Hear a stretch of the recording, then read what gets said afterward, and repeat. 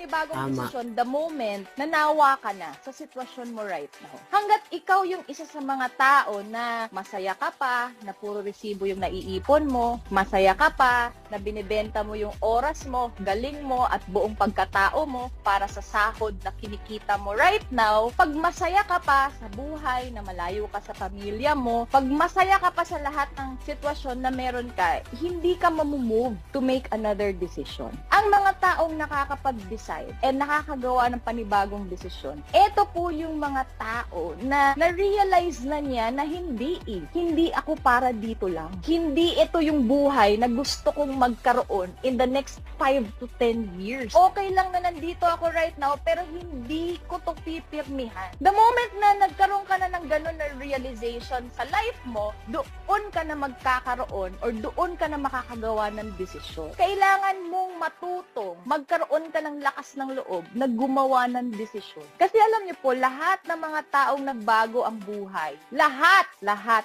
po, gumawa sila or nag-start sila sa desisyon. Kasi reality is, kung ano man yung life mo right now, it is a product of the decisions that you made years ago, 5 years ago, 3 years ago, 2 years ago. Yun ang produkto, yung buhay mo right now. Ang kinaganda lang, kasi tao tayo. We are given the chance all the time to make another decision. Right at this very moment is your chance to make another decision para kung ano man yung gusto mong buhay, magbabase siya sa desisyon na gagawin mo right now. So, ang tawag po doon, lakasan ng loob. Kasi the moment gumawa ka ng desisyon, hindi mo naman makikita lahat. Kagaya ng dito sa negosyong to, kahit gaano mo pa kasigurista na hindi, saka na ako mag-join pag naaral ko na lahat, saka na ako mag-join pag sure talaga akong yayaman ako dyan. Walang ganon. There is no such thing in life as like that. In life, you always have to take the risk. And then after you've taken the risk, that's when life unfolds